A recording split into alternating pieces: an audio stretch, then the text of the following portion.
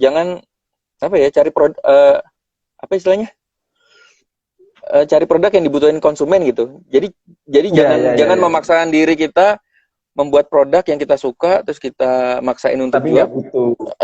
Padahal konsumen tuh nggak butuh gitu.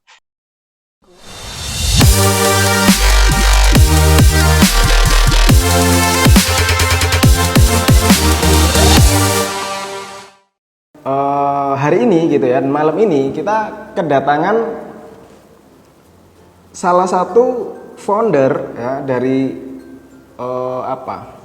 bisnis kuliner yang lagi booming Bapak Ibu ya, lagi booming. Jadi kalau Bapak Ibu sering makan namanya Tahu Go Bapak Ibu ya. Jadi bisnisnya tahu, cuman luar biasa viralnya akhir-akhir ini. Dan malam ini kita undang beliau ya, Pak Berto namanya. Jadi live kita malam ini judulnya adalah tips agar bisnis F&B bisa viral. Dan kita belajar langsung dari ahlinya yang sudah membuktikan langsung dan mempraktekkan gitu ya. Dan nggak lama-lama lagi saya akan langsung undang Pak Berto ya Bapak Ibu ya. Pak Berto Saksono. Siap. Nah ini Pak Berto. Selamat malam Pak Berto. Halo Mas, selamat malam. Ya, selamat malam Pak. Gimana? Sehat Pak ya? Sehat walafiat. Suara saya jelas ya Mas? Ya. Jelas, mantap Pak. Oke. Siap. Oke. Jadi Bapak Ibu yang mau siapin lah ya, siapin kopinya, siapin cemilannya gitu ya, karena kurang lebih 1 jam ke depan kita akan coba ulik strategi bisnis yang dilakukan oleh Tahu Go langsung dari foundernya langsung. Oke. Pak Berto, ya, Pak. gimana Pak? Boleh perkenalan dulu deh di awal deh, biar teman-teman juga tahu dengan tema kita malam ini mungkin, atau dengan produknya. Boleh, silakan Pak. Oke, halo, selamat malam teman-teman semuanya. Salam kenal, saya Berto Saksono Jati. Saya dari kecil tuh udah usaha ya, dari SMP udah jualan stiker, SMA, kuliah, belum pernah kerja kantoran jadinya sih sama ini. Jadi dari kecil udah, terus perjalanan bisnis udah bangkrut lebih dari 18 kali. Jadi udah kenyang banget sih. sama bangkrut karena saya ini sih menarik sih, kalau bangkrut itu kan artinya bisa jadi belajar sih. Jadinya untuk yang berikutnya lebih aman. Tapi bangkrut banyak itu udah yang masa lalu. Jadi sekarang sih udah lumayan ya, udah lumayan bisa lebih survive karena udah tahu kan waktu bangkrut salahnya di mana, jadi udah bisa belajar gitu. Siap. Kalau Pak Berto sendiri background keluarga juga semua entrepreneur ya? Enggak sih. Bapak saya karyawan. Jadi dulu yang mulai itu emang saya dulu mulai, bapak karyawan, terus saya mulai, kemudian adik saya ngikut, kakak saya ngikut, akhirnya sampai sekarang ketagihan. Malah bapak saya pensiun cepet Mas, ngelihat ngelihat anak-anaknya kan, ya puji Tuhan ya, dulu ketika mulai itu lumayan lebih cepet gitu. Saya bisa beli rumah, apartemen, mobil itu dalam hitungan lebih cepat lah dari bapak saya kan puluhan tahun gitu. Kok cepet banget kamu ya? Ya udah, aku ikut pensiun, ikut usaha juga gitu. Mantap. Jadi belajar dari mana Pak? Ini jadi penasaran ini, karena nggak ada background dari keluarga juga ya. Belajar bisnis dari mana? Ya jadi dulu simple sih Mas. Jadi kalau saya ya dulu kan bapak saya juga orang biasa kan ya. Maksudnya dalam arti mau minta apa aja kok susah banget gitu. Zaman dulu inget banget mau beli Nintendo, mau beli Sega ya zaman dulu ya. Pokoknya video game itu bapak saya nggak bisa beliin gitu. Sampai pada satu titik tuh saya nangis gara-gara semua teman saya bisa beli mainan, saya nggak bisa beli mainan gitu kan. Zaman SMP apa SMA gitu. Nah dari situ kepikiran, cari duit sendiri kalau ngandalin bapak kayaknya ini ya nggak kapan ya tercapainya gitu. Sampai saya nangis, bapak saya nangis itu. Tapi itu menjadi titik balik di mana saya mikir harus cari duit sendiri gitu. Dan akhirnya ya sampai sekarang ya. Pak Berto. Ya. Pak Berto ini backgroundnya juga digital marketer ya? Iya. Jadi sebenarnya awalnya bukan digital marketing Mas. Saya awalnya malah dari konvensional dulu. Jadi sebelum digital tuh saya jualan bebek mas, jualan bebek, jualan terus bebek goreng ya, terus jualan martabak pinggir jalan. Dulu tuh ada di namanya di Superindo, Superindo, terus pindah ke Jati Bening. Kalau zaman dulu, zaman bisnis ala preman mas. Jadi artinya setiap kali bisnis pinggir jalan tuh saya diingetin sih harus nyari. Kamu kalau bisnis buka di sini harus nyari segera cari preman di sini siapa gitu. Jadi dari zaman kecil saya udah sudah berdekatan dengan para preman-preman jalanan gitu. Jadinya benar-benar nyamperin mas. Jadi lucu. Jadi begitu buka itu martabak pinggir jalan tuh Jati Bening, inget ya dulu langsung saya cari mas preman di sini siapa gitu. Saya juga nggak tahu mas suruh ngapain tuh saya nggak tahu. Pokoknya kamu minta tolong dijagain gitu. Saya baru tahu tuh. Oh nih bayar ya, ya udah bayar. Gitu. Jadi di mana-mana saya selalu kalau bisnis tuh cari preman ya mas. Ya emang karena ikut-ikutan aja karena nggak ngerti ya. Ya. Dapat ide dari mana? Apa? Dapat ide buat cari preman itu dari siapa? Ya biasanya yang kan iya kan biasanya kan kalau mau aman harus kenal sama premannya gitu. Nah di situ ya udah mas, ternyata selain dijaga juga dijarah. dijarah halus ya, maksudnya tiap kali buka gitu dia datang sama teman-temannya makan gitu. Tuh, saya garuk-garuk kepala, temennya tiap hari banyak banget makan terus pulang pada nggak bayar gitu. Tapi pengalaman menarik sih. Menarik ya. Kalau sampai sekarang masih pakai jasa seperti itu juga? Enggak sih, sekarang enggak udah enggak sih. Udah tobat berarti. Tapi masih ada beberapa sih, tapi sekarang udah jarang sih. Karena sekarang jauh lebih aman ya, kalau buka tuh jauh lebih aman ya. Jarang preman sih sekarang. Benar.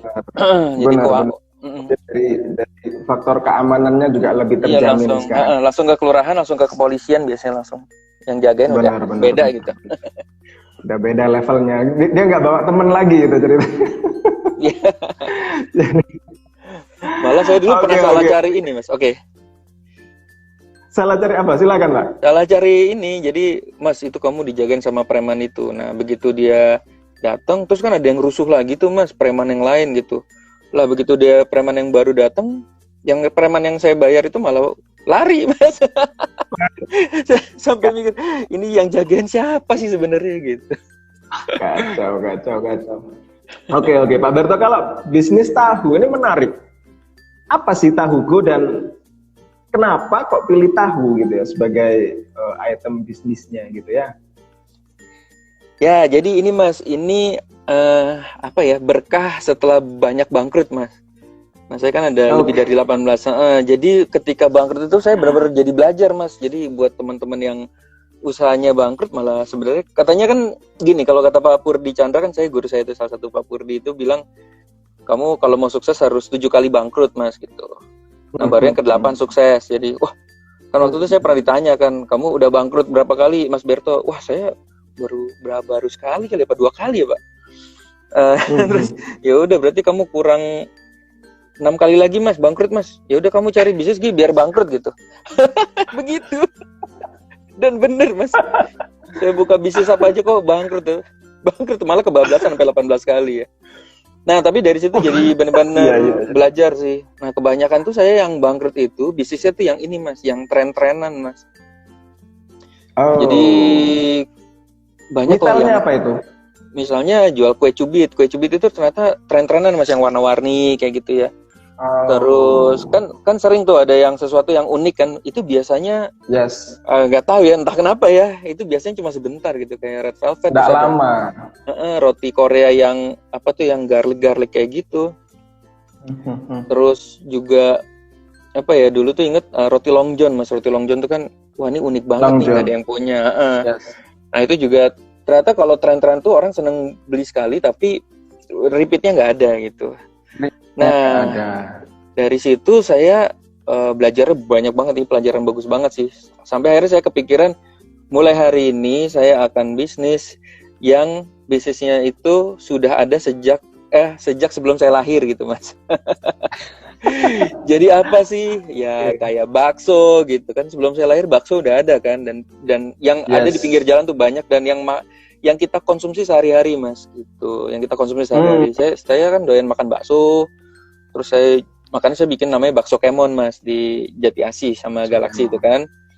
Terus saya dulu juga suka ayam, bebek jadi bebek. Terus ini kan harusnya ada sate, ada mie ayam gitu. Cuma saya belum sampai ke sana sih. Nah terakhir tuh gorengan sih, gorengan itu yang menarik ya karena hampir tiap hari saya makan gorengan dan ini mas hampir tiap kali tukang gorengan saya tanya, Bapak udah berapa lama di sini? Wah ada kali 40 tahun gitu. Ini udah generasi ketiga mas gitu. Saya mikir edan juga ya. Berarti kalau saya bikin gorengan nih artinya bakal sepanjang masa nih gitu. Ya udah akhirnya ada sepupu bisa masak, kakak jago ngolah, saya bisa jualan. Ya udah kita akhirnya kolaborasi. Udah jadilah tahu gitu. Tadi awal juga cuma satu mas, mikirnya juga iseng-iseng kan. Jadi tahu tuh awalnya kita tuh sebenarnya mau bisnis itu penghemat BBM mas. Penghemat BBM. Jadi kita penghemat BBM kan lagi happening tuh. Yang Mas Arli Kurnia itu kan. Kita bikin sendiri gitu. Kayaknya happening banget tuh gitu. Ngobrol-ngobrol, rapatnya sering banget mas. Tapi sambil rapat itu kita ngobrol. Aku di tetangga tuh ada sepupu saya gitu. Ada yang bisa masak tahu enak banget gitu. Coba bawa mbak gitu. Begitu bawa enak juga ya. Nah sepanjang rapat penghemat BBM itu mas, endingnya itu malah kita jualan tahu mas. Penghemat BBM-nya nggak jadi kita jualan. Nggak jadi jalan akhirnya. Iya nggak jadi jalan. Kan kita mikir kan buka satu gerobak, kok rame ya. Terus dari satu gerobak itu ada yang nanya kan, terus ada yang nanya kemitraan gitu.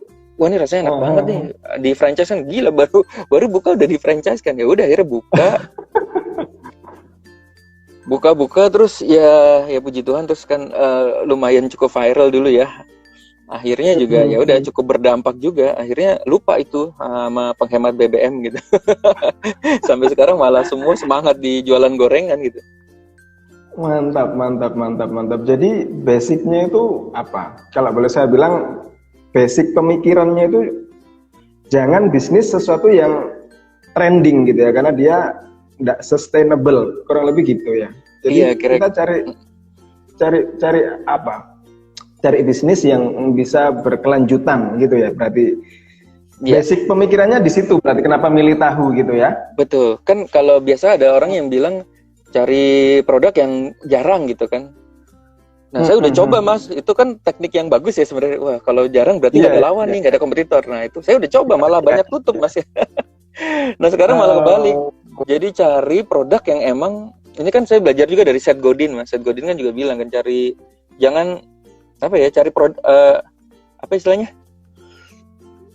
produk yang dibutuhin konsumen gitu. Jadi jangan memaksakan diri kita membuat produk yang kita suka terus kita maksain untuk tapi nggak butuh.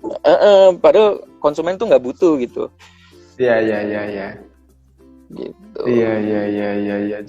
Jadi apa yang bikin beda sih menurut Pak Berto sih, kenapa kok tahu ini bisa diterima gitu ya? Padahal kan banyak juga itu produk-produk gorengan lainnya gitu ya.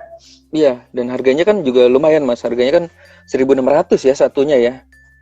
Itu pertama kali kita coba sih kemarin waktu makannya jadi semangat tahu waktu kita rapat-rapat penghemat BBM itu kan pas kita makan tuh gila ini mah enak banget gitu. Itu saya langsung ke pikiran Mas Seth Godin juga mas. Kalau Seth Godin bilang kan ciptakan produk yang enak banget nanti produk itu akan mempromosikan dirinya sendiri kan gitu kan. Udah saya langsung gila ini mah enak banget nih sumpah nih enak banget. Tapi kayaknya harganya mahal deh gitu. Nggak apa-apa kita coba aja gitu ya. Enggak terus ya itu mas yang membedakan ya pertama makanya kita kriuknya ya pas dimakan tuh kriuknya wah gila ini bikin nagih lah gitu gila ini nagih banget kriuknya kan dari awal gitu kan kriuknya nagih banget gitu ya makanya jadi tagline kita kan kriuknya bikin nagih gitu ya udah akhirnya jualan tahu gue namanya Hugo tahu Hugo itu kan Hugo tuh kan besar mas jadi wah kita pengen bikin jadi lebih besar lah gitu. Nah jadi kalau ada orang tanya sekarang tahunya pakai apa gitu ini ada kadang-kadang suka bercanda-bercandanya ini tahu go bukan ya ini tahunya apa ini tahu go gitu. Jadi kita benar-benar kita mau kayak ini mas orang air mineral aqua gitu yang dikasih adis atau tetap orang aqua gitu. Jadi sampai one day saya pengen ada misalnya beli gorengan wah mau beli tahu go gitu. Padahal itu misalnya tahu kompetitor gitu tapi ngomongnya tahu go gitu. Mantap. Karena ada teman saya yang udah sering banget mas bilang, gila tahu gue udah buka di sini ya, begitu di foto, itu bukan punya gue gitu, itu merek lain gitu. Sampai udah kepikiran, udah namanya nih udah tahu gue gitu. Ya, jadi Menarik, mudah-mudahan menarik, menarik. ya nge-brandingnya itu dapat lah. Jadi orang kalau ada lihat tahu pinggir jalan, orang nyebutnya itu tahu go gitu. Mantap, mantap, Gitu. mantap. Yes, yes, yes. Apa? Gimana strategi yang dilakukan ya gitu buat apa?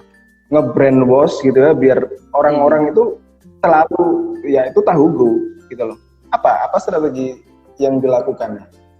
Oke, jadi strateginya tuh nih share pengalaman saya ya. Ini juga saya agak takjub juga ya. Saya kan dari dulu emang orangnya ini mas, massive imperfect action ya. Maksudnya masif, brutal, walaupun tuh kacau balau lah ibaratnya gitu. Itu saya dapat dari Mario Brown lah itu guru saya.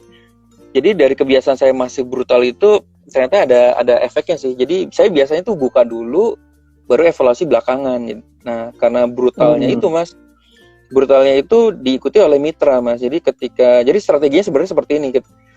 Jadi awalnya itu kan begitu buka, gimana caranya satu gerobak ini langsung rame ya pakai standar ini mas, standar marketing yang kita udah tahu lah ya. Standar ini Pak Pudi kan juga ngajarin, jadi benar-benar dibikin rame itu ya orang-orang kita sendiri sebenarnya, teman-teman kita sendiri pada kita bayarin nongkrong di situ juga. Kan ini kan sebelum pandemi dulu ya, jadi kelihatannya rame banget. Terus Yes. masukin media sosial, terus ya udah, terus kita bikin dokumentasi sendiri. Lu ini enak banget nih sumpah nih, tahu apa sih gitu, padahal punya sendiri gitu. Jadi Oh. kita bikin kayak gitu, terus masak sendiri, terus wah ini ada, pokoknya kita masak sendiri dan lain-lain. Nah dengan cara seperti itu, nah waktu ada, nah mitra itu sebenarnya belum buka mas, yang itu pertama teman-teman kan. Ya udah, idenya adalah eh, gimana caranya ini biar rame ya kemitraan. Kan kalau mitra nanya cabangnya ada berapa, kalau cuma satu kan orang bisa mundur kan gitu kan. Ya. Nah caranya adalah teman-teman kita mas diajakin, mereka suruh beli gerobaknya aja gitu. Ini sebentar lagi bakal gue jual 20 jutaan lebih nih. Nah, lu beli gerobaknya aja 3 juta gitu. Nanti gue bantuin deh, gue iklanin dan lain-lain. Pokoknya gue ledakin deh gitu. Nah lumayan tuh mas, yang 3 sampai 5 teman saya itu bener-bener kita bantu dan lumayan meledak. Dan ini kemudian kan nyamber kan, orang nyamber, ambil, kemudian masing-masing mitra itu kita ajarin suruh masak sendiri, terus masukin Instagram sendiri, terus masukin YouTube. Nah, ya kemudian ya itu pas banget, ada beberapa mitra kita yang ada yang cantik, ada yang lucu, ada yang ganteng gitu ya. cukup viral, jadi itu cukup ngangkat, mempercepat itu sih, mempercepat. Oh. Dan sebenarnya viral Yes, juga yes. bukan karena cuma ganteng atau cantik aja sih, karena kan kembali tahunya kan. Nah kemarin jadi waktu kita viral itu, kita ini juga sih cukup concern juga mas. Ini hati-hati nih, jangan sampai nanti kan ada yang kayak gitu ya, wah cuma cantik doang, tahunya nggak enak gitu. Pokoknya yang dikenang orang itu emang tahunya enak, bukan karena Yes. cantiknya atau karena lucunya gitu. Karena katanya kan banyak juga sesuatu yang viral itu orang cuma inget karena lucunya, tapi orang nggak beli lagi gitu. Nah, jadi Nggak kita ingat lebih, produknya apa. iya, jadi bener mas. Jadi ini juga pelajaran bagus sih buat saya ya. Maksudnya lebih baik itu produknya bagus gitu. Saya lebih baik nggak viral, tapi emang produknya enak, itu akan jauh lebih bertahan sih sebenarnya. Nah viral itu kan sebenarnya kan bonus aja kan. Nah ketika viral dan Iya, produknya iya. enak, ya itu lanjut mas. Jadi lanjut gitu sampai hari ini. Oke, oke, oke, oke, mantap, mantap. Jadi memviralkan pertama itu memang dari apa? Kerabat dan kawan-kawan itu Ya, tadi ya. ya jadi kita Oh, viral itu kita menciptakan viral kecil mas yang kita lakukan sendiri kan. Kayak oke. misalnya kita punya temen yang Instagramnya ya 10.000 follower, 10.000 follower kan, kalau udah ada 10 kan udah 100.000, eh iya 100.000 follower gitu kan, Ya, udah ya. terjangkau. Nah kita ada strategi namanya Dream 100 mas, ini yang saya belajar dari Russell Brunson ya. Jadi Dream 100 itu waktu awal itu kita cari 100 orang yang paling berpengaruh, yang bakal meledakkan, yang bakal menyampaikan produk kita ini ke orang-orang gitu. Ya, siapa itu orang-orang itu? Kita cari teman-teman di Instagram yang emang isinya cuma makan aja gitu mas. Kan biasanya dia kan rekomendasi kan. Jadi udah kita cari nih orang-orang yang hobinya makan, udah kasih gratis. Nah lama-lama muncullah ide namanya influencer kan, dulu kan terus mulai muncul tuh influencer kan. Nah influencer itu Yes. juga saya cari yang ternyata banyak mas, influencer yang harganya masih 200.000, 300.000, tapi followernya lumayan gitu ya, bisa ada yang 20.000 tapi cuma 200.000. Bayangin kalau 20.000, kalau kita cuma ambil 10 influencer aja udah berapa itu ya kita akan terjangkaunya gitu lah, ibaratnya seperti itu. Oke, mantap. Dream 100 gitu ya. Jadi Dream 100. kita perlu cari 100 orang yang Ya, bisa menginfluence gitu ya kita punya betul. bisnis gitu ya. Mantap. Ini Nah, kalau 100 orang itu nggak ada, pakai influencer, Mas. Itu yang paling cepat sih, Mas. ya akhirnya Heeh, ya heeh. yang umum dilakukan sekarang kan bayar influencer gitu ya. Ya, betul, Iya. Mas. Oke, lanjut Pak Berto. Terkait tantangannya menjalankan bisnis Tahu Go ini apa sih? Tantangannya banyak banget ya, banyak banget. Banyak Eh, banget. karena kan dari dulu tuh saya bisnis nggak pernah franchise, Mas. Jadi buka cabang ya punya sendiri gitu kan. Nah, ini dilalah karena yang banyak nanya franchise, akhirnya tantangan awal itu kan dulu itu kan kita kaget sih, Mas. Kita kaget 2 bulan itu 200 cabang, Mas. Jadi dalam waktu 2 bulan itu 200 cabang, kita benar-benar kaget banget, uang masuk itu yang kayak gitu. Tapi terus wah gila, gua harus ngapain nih? Bikin gerobaknya pada overload semua, Mas. Jadinya yang ini nggak bisa ngejar waktunya. Jadi dalam 200 cabang dalam 2 bulan itu bener-bener wah gila, itu kena makian banyak banget karena kita bener-bener kaget, nggak ready ya tempat bikin gerobak Mantap. bikin gerobak, terus tahunya juga ternyata kita juga nggak siap gitu. Wah, itu makanya kakak saya bilang, wah ini namanya happy problem nih, maksudnya problem yang happy lah. Artinya kita bertumbuh nih. Nah, terus ya udah, terus akhirnya kendala yang kedua, Mas, begitu cabangnya lumayan kan di 200 cabang itu, ini ternyata tahu ini butuh skill kan, Mas. Jadi kita mikirin kita dapat karyawan tuh bagus, Mas. Jadi masaknya jago banget gitu. Nah, ternyata nggak semua mitra itu punya karyawan bagus karena begitu mitra ada yang beli, mereka kadang ngambil asal banget loh karyawan yang nggak pernah masak. Terus kadang tukang kebunnya suruh jaga padahal nggak pernah masak. Nah, itu kan bumbunya sama, tahunya sama, tapi pas digoreng tuh hasilnya beda. Itu wah, jaga kualitas itu setengah mati tuh. Jadi trainer kita tuh bener-bener muter tiap kali. Gimana, Mas? Iya, dengan trainer, Mas. Akhirnya muter, kita pakai. Jadi trainer kita tuh bisa sehari bisa ke 3-4 mitra ya, muter ya. Gitu.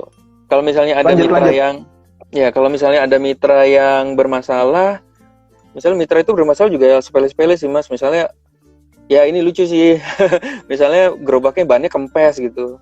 Kan ban kempes bisa mompa sendiri ya gitu. Dia maunya kita datang, saya nggak mau tahu, saya beli bagus ya, saya mau gerobak ini, ya udah kita datang tuh benar-benar cuma mompain bannya doang, Mas, gitu ya, namanya kan mitra ya. Nah, kalau di Tahu Go itu juga kita berusaha gimana caranya mitra itu profit, Mas, kan itu kan dia kan konsumen kita ya, jadinya kita menjaga mitra itu profit walaupun kita nggak mungkin 100% berhasil ya, karena kesempurnaan kan hanya milik Tuhan ya, pasti ada juga yang nggak berhasilnya lah. Nah, kita bikin ini, Mas, pelatihan digital. Jadi kalau mitra-mitra tahunya itu kalau misalnya setiap minggu kita kasih pelatihan gimana sih cara ngiklanin Instagram, seperti itu. Menarik. Itu 200 mitra dalam 2 bulan itu juga dari sekitar tadi atau memang udah orang luar, orang nggak kenal gitu ya? 202 bulan banyak banget ya. Iya, kebetulan ini kan namanya scale up ya, Mas. Ketika udah 20 cabang, itu kan udah, apalagi hampir semua bilang rasanya enak banget gitu. Itu kita ngiklan sih, Mas. Jadi kalau teman-teman mau bikin sampai 200-400 cabang itu bisa dengan cara ngiklan sih. YouTube-nya diiklanin, kemudian iklan Instagram.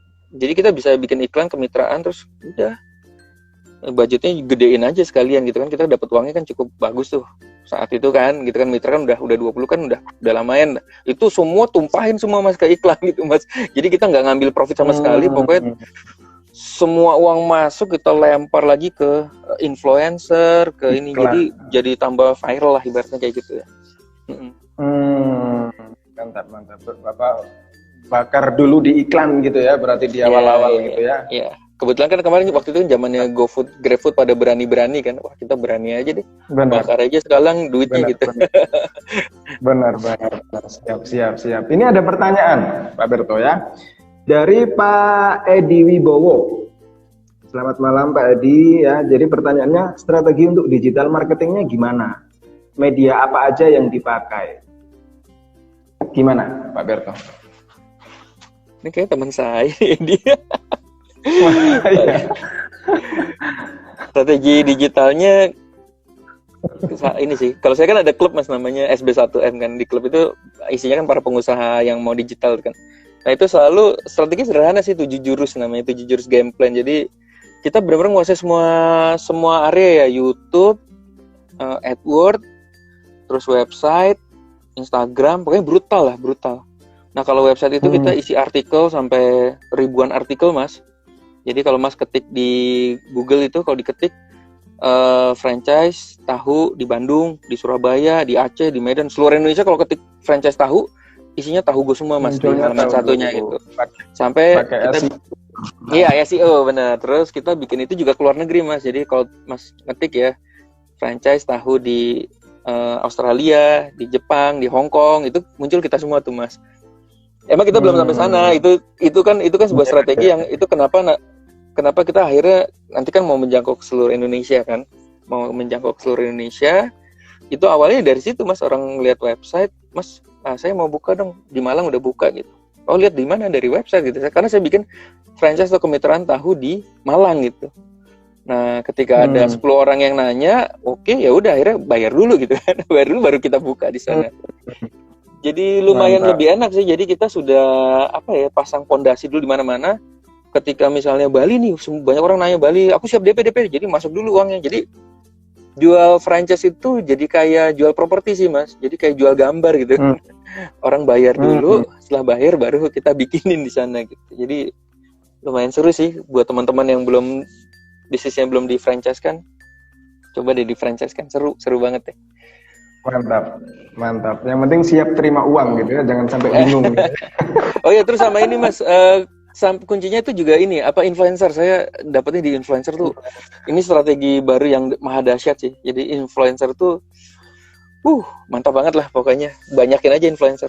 Jadi kalau teman-teman tanya tahu gue pakai berapa influencer, setiap hari saya 1 influencer Mas. Jadi 30 influencer setiap bulannya. Jadi bayangin nggak, misalnya habis Bejo, nanti Rini, nanti Rudy. Jadi tiap hari tuh ada aja yang cerita tentang tahu gue. Jadi itu lumayan lebih ngirit dari ngiklan gitu. Nah influencer itu kalau bisa dapat minta izin untuk kita iklankan, wah itu lebih meledak lagi. Itu sih. Berapa sih budgetnya untuk influencer gitu Pak Berto? Influencer itu bisa mulai dari 300.000 kok Mas. 300.000. Sampai nggak usah yang kayak Anya Geraldine gitu tuh terlalu mahal gitu buat kita UKM mah ya. Mahal. Anya Geraldine kan kalau nggak salah 200 juta ya. Iya, juta dia udah main. Ratusan juta Mas dia. Ratusan Mas, ratusan. Luar biasa. Nah, kita pakai pakai influencer banyak kok. Kita ini aja sering browsing makanan aja. Browsing ini aja yang lagi viral tuh siapa. Kayak sekarang ada pisang pop influencer tuh kan. Yang relate dengan bisnis kita gitu ya. Yang hobinya kan promosiin rekomendasi makanan terus gitu. Itu banyak kok yang 300-500. Lumayan ngirit Mas, jadi nggak langsung keluar duit 10 juta gitu. Bisa aja kita punya duit 300.000. Ya zaman dulu kan gitu.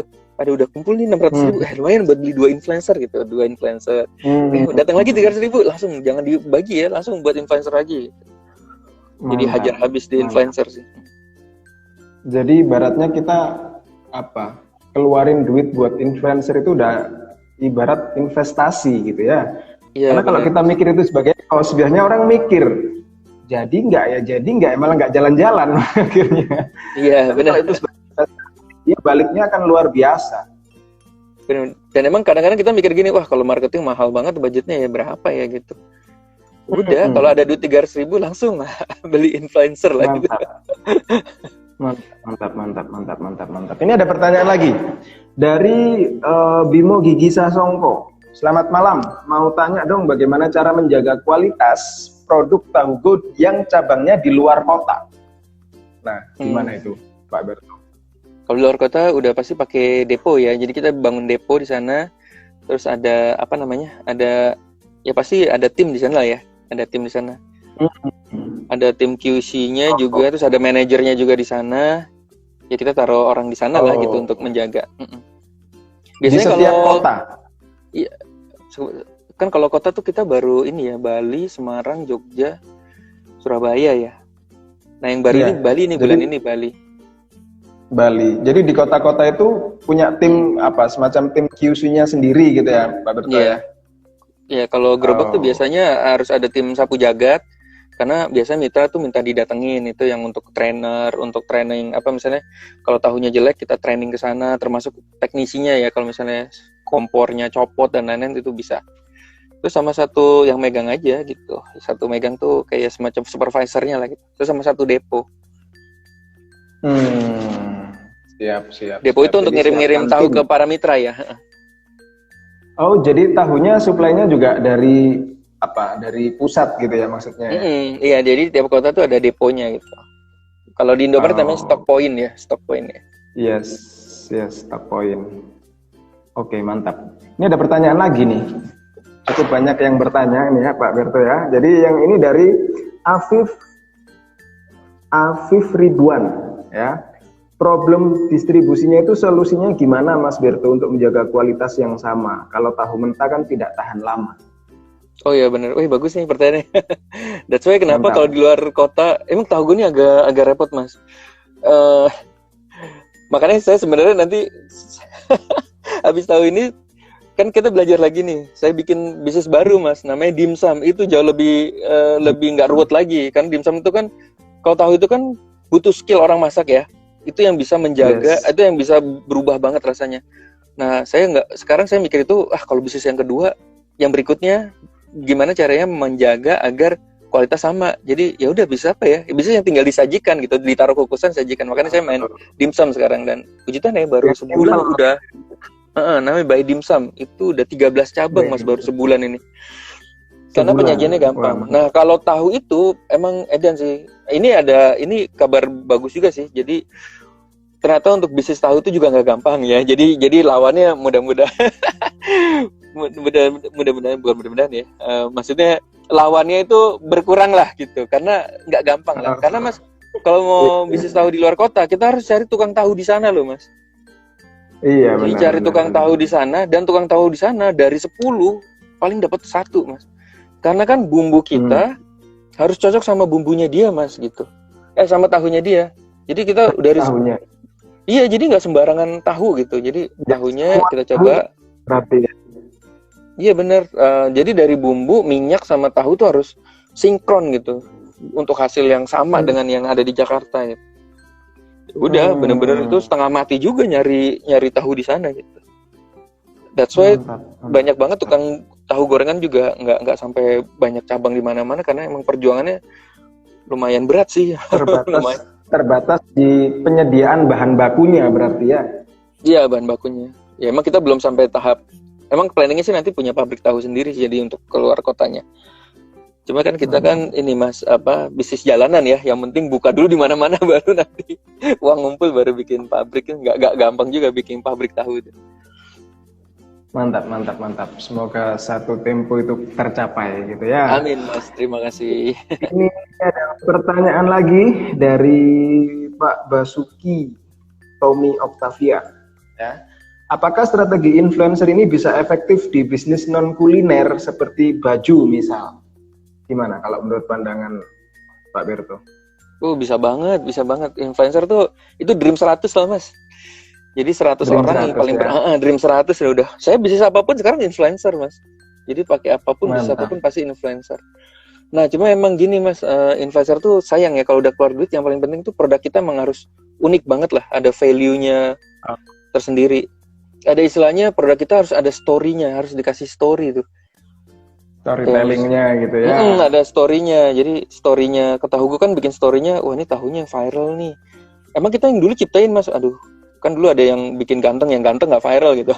Sebelum yang viral yang cantik itu kita yang ganteng-ganteng Mas, bilang ini tahu ganteng nih, tahu kagak viral Mas. Terus begitu ini cantik.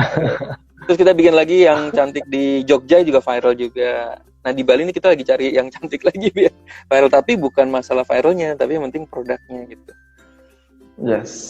Mantap. Jadi pesannya dapat. Oke, jadi influencer bisa harusnya ya, mau itu produknya makanan kah, mau produknya itu baju gitu ya. Yang penting cari influencer yang relate dengan produk. Jadi Iya. kalau misal baju ya cari influencer yang apa kerjaannya bagian apa kerjaannya dia nyobain baju atau apalah. Jadi Iya. biar dan yang penting dia banyak Kalau baju itu biasanya influencer banyak yang ini aja, yang gayanya keren-keren aja. Biasanya dia suka nongkrong tuh yang gayanya keren tuh biasanya. Kasih mantap ke. yang cakep-cakep gitu ya. Mm-mm. Mantap. Dan ini mas, Kalau influencer itu ini juga mas, apa namanya? Kan kita kadang-kadang produk itu harus kasih story ya mas. Nah, yes. buat orang yang nggak biasa bikin, wah ini misalnya ini sate, ini story-nya apa ya, bingung gitu. Nah itu ngerekrut influencer aja. Influencer tuh kadang-kadang bisa kasih story-nya di situ mas. Jadi kita nebeng dari si Dia bantuin influencer mikir. itu. Dia bantuin mikir. Mantap. Jadi yang dia kadang-kadang ide story itu dari si influencer itu gitu. Jadi buat teman-teman yang nggak bisa cari story ya, pakai influencer aja biar dia yang bikinin gitu. Yes, mantap. Jadi sampai ke situ dia bantunya ya. Iya mas. Ya. Kemudian, ini mumpung belum ada pertanyaan ini. Selama pandemi, gimana progres atau perkembangan gitu ya dari bisnis ini ya, dari Tahugo? Ya pas pandemi ini ya saya cukup beruntung sih, bersyukur sih mas. Dimana-mana kan orang bisnisnya banyak yang tutup ya. Kita itu malah pas pandemi itu malah jadi 400 cabang mas. Sekarang sih udah 430 ya, udah masuk 430 Mantap. cabang ya. Padahal itu pas buka itu kita langsung pandemi kan. Kita mikir waduh yaudah kita fokus ini deh yang cabang-cabang yang udah ada ya gitu. Nah kok makin lama malah ada nih mungkin karena orang banyak dipecat juga kali ya, katanya sih kayak gitu. Ada beberapa yang aku kena PHK jadi aku mau bisnis jadi ambilnya Tahugo gitu. Jadi nah ini buat teman-teman sekarang nih menarik banget sih kalau mau bisnis tuh, bisnis gerobakan yang dibikin kemitraan itu lumayan cukup dicari loh.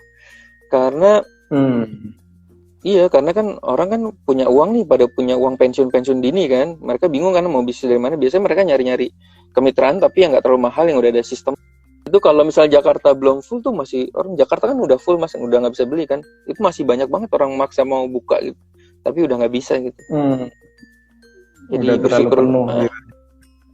Jadi ini bagus sih buat teman-teman. Saya sih selalu ini sih mas, nyemangatin teman-teman. Gue bisnis apa ya? Udah lu bisa masak apa? Udah langsung bikin kemitraan, ntar gue kasih tahu caranya gimana, udah pakai influencer. Jadi nggak ada rahasia sebenarnya. Rahasia tuh bikin makanan yang enak terus diiklankan untuk kemitraan pakai influencer. Udah 3 itu sih yang paling penting sih. Oke. Ini jadi untuk Tahugo ini model franchise-nya seperti apa sih Pak? Jadi apa? Beli putus kah atau nanti ada harus beli bahan di situ atau gimana, atau manajemennya juga dibantu atau seperti apa? Ya jadi kalau Tahugo itu kan ada beberapa franchise tuh kan yang beli putus terus ditinggal gitu ya. Atau ada yang menjaga itu dengan bayar 5 tahunan ya. Kalau kita itu sebenarnya kita bukan franchise sih mas, kan franchise harus 5 tahun ya. Tahugo ini kan berarti baru 1 tahun lah, baru 12 bulan ya. Nah kita sebutnya masih kemitraan gitu, bukan franchise. Yang ke franchise harus 5 tahun kan. Nah konsepnya itu kan apa tadi pertanyaan, lupa saya. Konsepnya ya apa model kemitraannya seperti apa? Yes, konsepnya. Oh ya, modelnya berarti ya udah mereka hanya beli gerobak sama franchise fee ya biasa ya di awal. Dan itu kita benar-benar menjaga mitra itu supaya terus beli sama kita kan. Jadi uang gedenya tuh sebenarnya dari harian mereka, cash flow harian mereka beli sama kita. Nah itu enaknya kalau punya kemitraan tuh, mitra yang jualan kita tinggal tiap hari pasti ada order mas. Jadi kita tinggal kirim aja ke mitra-mitra tersebut. Nah gimana cara mitranya naik omset? Ya itu kita perhatiin kan ada namanya WA group mas. Jadi setiap mitra tuh ada WA grupnya yang selalu kita sapa. Halo, ada kendala apa nih kayak gini? Ada kendala apa? Kalau misalnya bahkan kita sampai setiap Senin itu kan rapat mana 5 mitra yang omset yang paling jelek, kita evaluasi, kita sampai kirim training, terus kita kirim influencer, kita iklankan mas, kayak gitu mas, kita sampai pada tahap sampai seperti itu gitu. Terus ada misalnya kalau mitra masih jelek, kita WA, Mbak yuk aku ajarin yuk cara gimana sih cara ngiklan, cara digital gimana biar omset naik gitu. Nah, cuma rata-rata Oh. nggak tahu ya kalau digital itu, kalau kemitraan ini agak-agak unik sih Mas. Yang ngambil tahu gue tuh rata-rata bukan orang digital ya. Jadi kalau diajarin iklan, diajarin digital itu gaptek gitu ngomongnya. Kan kita ada Gaptek. 400 Mas. Dari 400 mitra, kalau kita lagi live Mas, live webinar seperti ini, kita lagi mau ngajarin mitra gimana cara ngiklan, bikin konten Instagram bagus. Tahu nggak Mas yang datang berapa Mas? Waktu live, Berapa coba itu? Mas. Tebak, Mas. Lukas tebak berapa? Dari 400, dari Dari 400 ya? 400. Berapa yang datang? 100 deh. 100. Perempat lah, anggap 100. Salah, Mas. Berapa? Yang datang 3 orang, Mas. 3 orang. Itu yang apa digital marketernya tahu gue tuh. Mas, gila Mas, yang datang cuma 3 orang, Mas. Nah, itu kita sampai survei Mas, kita tanya kenapa sih kok ini kan kita mau bantu gitu. Gaptek Mas, susah banget Mas gitu. Padahal kan sebenarnya gampang ya kalau Instagram tinggal boost post kan sebenarnya kan. Cuma kita maklumin. Sampai kita ganti strategi Mas akhirnya. Strateginya itu adalah ya udah kita bantu mereka karena dia digitalnya nggak melek. Ini kita bantu mereka untuk kita kirim ke kantor-kantor terdekat mereka. Jadi pokoknya biar kantor-kantor terdekat mereka concern bahwa ada tahu di situ, ada tahu gue di situ. Jadi sampai strateginya kita balik gitu. Jadi segala macam strategi dan lain-lain itu effortnya dari pusat berarti ya? Kalau dari pusat kan selalu kita menjaga brandingnya biar orang, makanya ada influencer setiap hari kan, sama setiap bulan tuh pasti ada influencer besar gitu, satu gitu yang kita pakai gitu. Tapi kita dan itu mereka secara cuma-cuma waktu join gitu ya? Iya, tapi kita selalu ingetin ini Mas, bahwa ini bisnis ya, jadi kita akan melakukan ini, tapi sukses atau tidaknya tergantung diri kamu sendiri gitu kan, selalu kan kita gini kan. Jadi nggak mana nih pusat nih, nggak bantuin, nggak gitu. Dari awal kita udah ingetin nih bisnis. Nanti kalau butuh apa, ya kita ada pelatihan digitalnya, terus kita bantu nanti training, pokoknya gimana kamu omsetnya naik gitu. Tapi emang kembali ke mitra, makanya ada mitra yang hasilnya bagus, ada yang hasilnya jelek. Yang bagus itu biasanya Mas yang aktif Mas, yang aktif tuh yang 3 orang tadi kayaknya. Nah, bisa jadi. Iya. Ya mereka tuh yang iklan, terus yang mereka rajin ngirim-ngirim apa namanya tahu. Dia mereka berani dengan biaya marketing sendiri untuk ke tetangga-tetangga. Ya sebenarnya apa yang udah kita ajarkan sih. Tapi mereka yang action lah ibaratnya kayak gitu. Mantap. Terus ini ada pertanyaan lagi. Ini dari Bagas Susila. Mas Berto, bagaimana step by step cara memviralkan tahu go atau bakwan day? Oh ya, ya tadi udah ya. Jadi viralnya kita itu Mas ciptakan viral kecil Mas, viral kecil kita ciptakan. Intinya adalah brutality. Cari dream 100. Kita ciptakan viral kecil dari influencer kecil. Kalau saya gitu sih. Jadi mulai dari influencer yang 300.000, ada yang 100.000, pokoknya combine aja, ada yang 500.000, ada yang 1 juta. Itu setiap hari Mas, sudah gitu aja. Mas Bagas kalau punya bisnis, ada influencer yang kita bukan rekrut ya, maksudnya kita bayar ya. Setiap hari itu iya. Lama-lama viral dengan sendirinya kok itu. Ya kan ibarat mantap. Misalnya setiap hari kan satu Mas, berarti 30 orang. Kalau misalnya 30 orang ini followernya 10.000 kan berarti berapa tuh 30 kali? Wah, itu tambah udah tuh 300 juta. Ya itu viral dengan sendirinya karena semua orang kok promosiin ini ya apa sih gitu. Mikirnya kan ini apa sih kok banyak banget yang rekomendasi ini padahal kita bayar sendiri tuh. Iya. Terus ini juga Mas Bagas manfaatin momen ini juga ada ini Mas Mas Lukas ini Mas. Iya Lukas. Mas Lukas ada itu momen kadang-kadang artis itu waktu pandemi itu suka ini Mas. Suka ngasih ini apa namanya gratis. Dia mau ngebantu UKM gitu bagi teman-teman UKM nih. Gimana Mas? Mereka juga ada promo gitu kali ya. Bisa jadi gitu. Iya mereka itu ya bahasanya sih ngebantu ya tapi bisa tukeran juga sih. Mereka ini buat UKM yang butuh saya promosiin, kirim aja ke saya nanti. Itu banyak banget Oh tuh iya, artis yang waktu pandemi awal. Wah gila, itu bener-bener ngelihat peluang banget itu. Tahu gue langsung mas kirim terus mas. Makanya banyak banget artis yang promosiin tahu gue kan. Itu sebenarnya juga ada beberapa yang nggak bayar karena mereka ngebantu UKM gitu kan. Kan tahu gue kan UKM bener, kan, gorengan pinggir jalan. Benar. Mereka kayak ada satu project kayak bantu bisnis UKM gitu memang banyak. Iya. Nah, itu benar-benar itu pantauin aja tuh artis-artisnya. Mantap. Oke, lalu ada lagi nih dari Pak Basuki Tommy Octavian. Apakah ada training yang secara rutin untuk mitra? Nah, tadi yang training digital itu rutin nggak sih, Pak Berto? Iya, training digital tuh dulu seminggu sekali. Karena yang datang cuma 3 orang. Kita agak lebih private sih sebenarnya. Private itu dalam arti kita WA. Yuk, kita ajarin deh gitu. Jadi secara personal sekarang. Gitu. Itu aja juga yang mau aja. Kadang-kadang mereka nggak mau. Jadi kayaknya strategi ini makanya pusat aja yang ngerjain gitu. Akhirnya strategi kita ganti dengan yang kita kirim tahu gratis untuk promo di daerah sekitar gitu. Karena emang orang kalau gaptek susah juga mas dipaksain gitu. Kalau nggak mau ya nggak mau gitu. Nah kalau training pasti ada untuk mitra itu biasanya tim sapu jagat. Biasanya ngelihat dari ini mas. Kelihatan ya kalau misalnya ordernya seminggu 2 kali. Kalau lama-lama seminggu ordernya cuma sekali. Order tahunya ya mitra. Terus seminggu 2 kali, sebulan cuma 2 kali, makin lama makin turun. Nah itu biasanya kita samperin karena masalahnya pasti tahunya nggak enak tuh. Biasanya kayak gitu, tahunya nggak enak.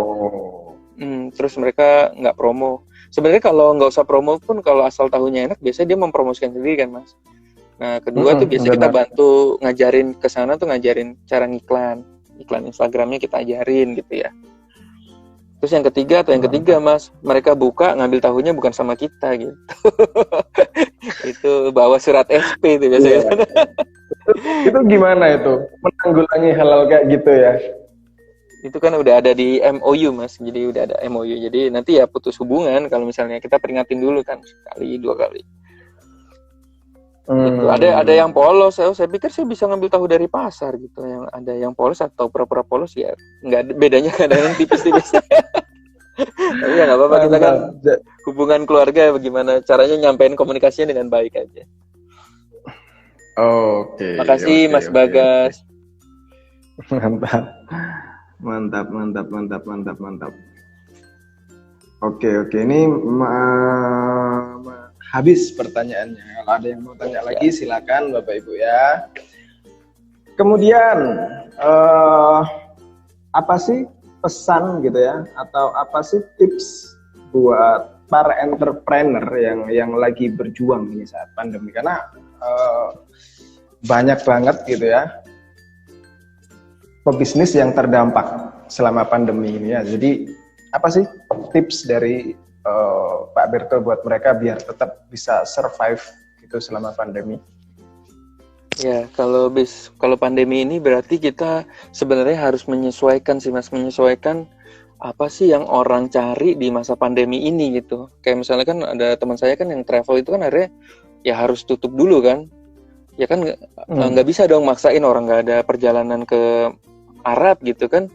Nggak, gue mau bertahan nggak bisa gitu, mau cari duit keluarga dari mana gitu, kita nggak bisa berangkatin orang ke sana kan gitu. Berarti sebenarnya paling sederhana itu dilihat dari diri kita aja mas. Kayak Mas Lukas nih di rumah ngapain sih mas gitu. Kalau saya sih dulu mikirnya gitu, gue di rumah ngapain ya, wah gila hampir tiap siang dan malam itu pesan GoFood mas. Dan GoFood tuh selalu jajanan kan, nasi goreng ya, tahu. Saya juga masih sering beli tahu Yes ya, kompetitornya. Kompetitor ya. Iya. Pokoknya jajan. Nggak ada. Pokoknya jajan mulu. Nah itu kan berarti bisnis makanan berarti bagus ya. Yang kalau saya ngeliatnya itu jajanan sih mas. Jajanan tuh maksudnya jangan yang jajanan berat ya. Jajanan berat maksudnya jajanan tuh yang makannya rame-rame. Kalau gitu ya. Cemilan, terus kalau beli lagi gitu. Kalau cemilan kan cepat habisnya. Kadang-kadang belinya cuma segini sih. Ya udah beli sekaligus aja banyak deh. Mumpung lagi rame. Mantap. Dan orang dan itu terus apa yang kita makan sehari-hari kayak gitu ya. Nah kalau mulai dari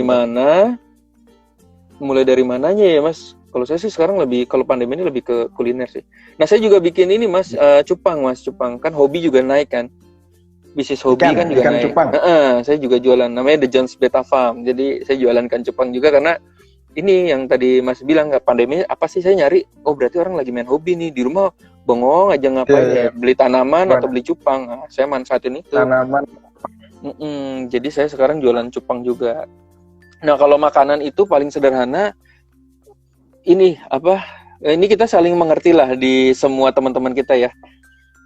Kita masak sendiri. Kalau nggak bisa masak sendiri ya suruh orang tua kita, adik kita atau siapa yang bisa masak, terus kita yang jualin. Jualinnya paling gampang itu broadcast WA aja mas. Broadcast WA. Bilang aja atau WA satu-satu deh. Dan itu saya udah kejadian. Di awal tahu gue saya juga kayak gitu sih. Pokoknya ini sepupu gue masak enak banget, sumpah lu mau beli nggak gitu, mau pesan berapa kayak gitu. Jadi kalau kita broadcast makanan mas, itu orang lebih nerima lah. Kan ada istilahnya kan di medsos itu, kita bantu temen yang jualan yuk, gitu kan. Ya. Jadi saling beli-beli gitu. Kalau kita broadcast tuh teman-teman nggak terganggu sih, menurut saya nggak akan terganggu karena mereka merasa wah ini orang dia berjuang, malah kita saling beli gitu ganti-gantian. Ini baru aja saya di WA nih, jualan apa nih teman saya, Mas Michael nih. Dan gue pasti beli sih, kalau temen ada yang nawarin pasti saya beli sih, nggak mungkin. Yes. Nah mulai dari situ mas, mulai dari situ rajin broadcast aja tiap hari. Tetangga saya broadcast tiap hari tuh Mas Eko. Dan hampir setiap minggu saya beli lagi. Nah dari situ sebenarnya kalau udah kan lama-lama kita kan kalau broadcast mulu kan nggak enak kan. Nah kalau udah kita udah punya pelanggan, ya udah bikin gerobak mas, ya depan rumah, cari Indomaret paling gampang cari Indomaret yang dekat rumah kita. Nah sewa di situ lah. Benar. Udah. Nanti broadcastnya, aku sekarang udah ada gerobak di sana. Nah itu kalau udah gerobak kan enak kan, nggak perlu broadcast, orang datang sendiri kan, orang keluar melipir. Nah dari situ mulailah kita nanti bikin bukan bikin keramaian ya, gimana caranya ramai di medsos dan lain-lain. Nah, mulai iseng aja buka kemitraan gitu. Ya who knows ya. Kayak tahu gue tuh juga awalnya nggak niat sama sekali mas buka kemitraan sama sekali karena yang nanya banyak, malah sekarang jadi ya puji Tuhan lah jadi 400 cabang nih gara-gara cuma iseng aja buka kemitraan. Mantap. Gitu. Mantap, luar biasa. Siap. Jadi lihat peluang bisnis dari hal-hal simpel di sekitar kita gitu ya. Kalian suka makan apa kayak, kalian suka ngapain, dan itu bisa jadi bisnis basicnya kan gitu ya. Betul. Last question kali ya, ini udah hampir 1 jam, nggak kerasa kita ngobrol ya. Ini ada pertanyaan terakhir dari Bagas Yusila ya. Strategi marketing yang dianjurkan untuk mitra Tahu Go seperti apa mas? Oh, untuk mitranya ya iklan sih, kalau mitra iklan. Iklan. Ini kan saya udah banyak coba strategi. Yang paling ampuh itu ada budget untuk ngirim ke kantor-kantor terdekat di situ. Oh, yang kirim tahu tadi ya. Jadi cari kenalan. Kalau kirim langsung ke kantor kan butuh surat-surat, itu repot ya. Cari aja kan biasanya itu kan ada orang kantor datang ke mitra. Ini Mas Bagas mitra Tahu Go jangan ya. Mungkin. Itu pakai kantor-kantor mas, pakai kantor-kantor atau pokoknya cari aja, misalnya ada orang yang beli, ibu suka bikin arisan nggak atau apa gitu, nanti kita kasih free gitu. Itu kan nanti viral lingkungan ya, karena yang perlu kita cari itu adalah itu mas, lingkungan situ kan, karena kan kalau mitra itu kan udah dibatasin 2,5 kilo tuh areanya dia gitu. Nah gimana caranya kita benar-benar branding terus di area situ sih, untuk mitra tuh seperti itu, gimana branding terus di area situ. Oh siap 2,5 meter ya, 2,5 kilo ya. Iya. Nah kalau iklan kan bisa di ini mas, kalau iklan bisa langsung di point ke misalnya hutan kayu gitu, iklan kita hanya muncul di daerah hutan kayu, nah itu juga bisa. Mantap. Oke, siap. Terima kasih Pak Berto. Terima kasih atas sharing malam ini. Terima kasih kesempatannya. Luar biasa.